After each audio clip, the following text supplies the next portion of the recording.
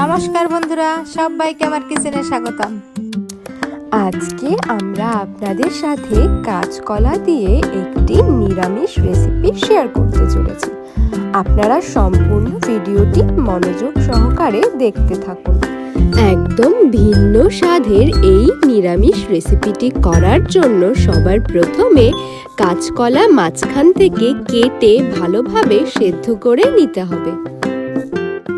ভালোভাবে সেদ্ধ হয়ে গেলে কাঁচকলার ওপর থেকে খোসাটা ছাড়িয়ে নিতে হবে।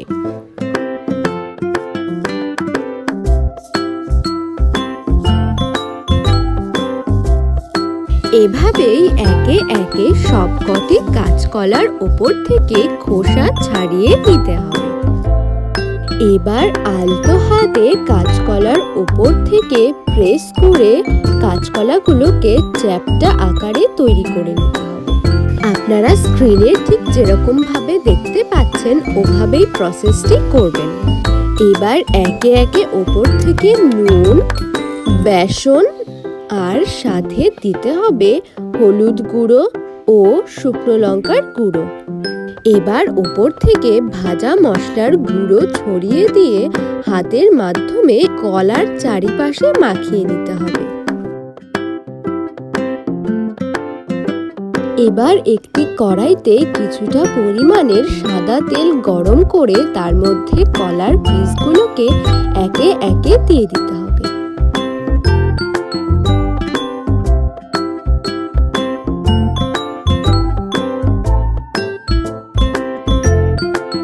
পিঠ খুব ভালোভাবে ভাজা হয়ে গেলে খুন্তির মাধ্যমে কলার পিসগুলোকে উল্টে দিতে হবে।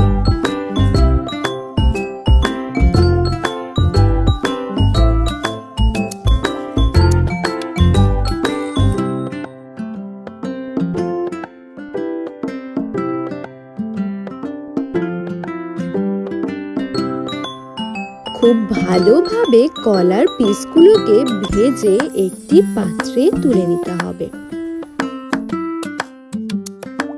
এবার ওই তেলের মধ্যে দিয়ে দিতে হবে তেজপাতা, শুকনো লঙ্কা ও গোটা গরম মশলা, আর সাথে দিয়ে দিতে হবে গোটা জিরে।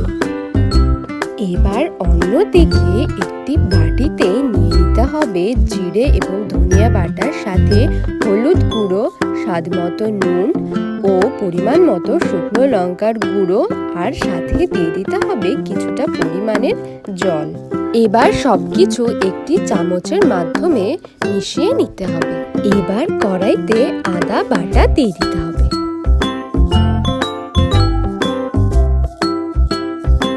এবার দিয়ে দিতে হবে টুকরো করে কেটে রাখা টমেটো। এবার দিয়ে দেব সামান্য একটু চিনি।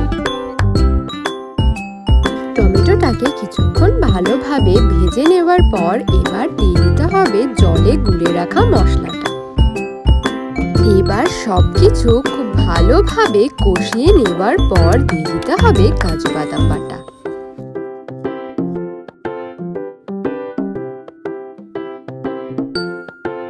এবার দিয়ে দিতে হবে চেরা কাঁচা লঙ্কা। এবার মশলাটা কষানো হয়ে গেলে যখন তেল ছেড়ে আসবে তখন দিয়ে দিতে হবে ঝোলের জন্য জল।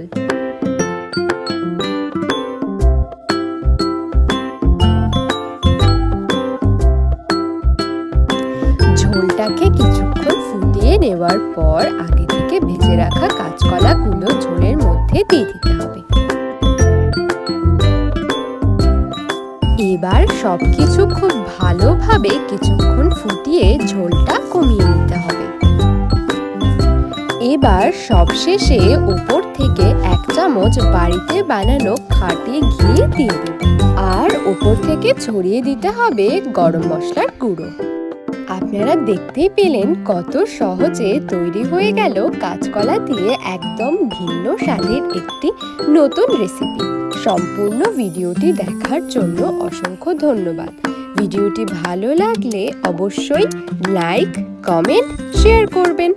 আর এরকম নতুন নতুন টেস্টি খাবারের রেসিপি দেখতে হলে অবশ্যই চ্যানেলটি সাবস্ক্রাইব করবেন।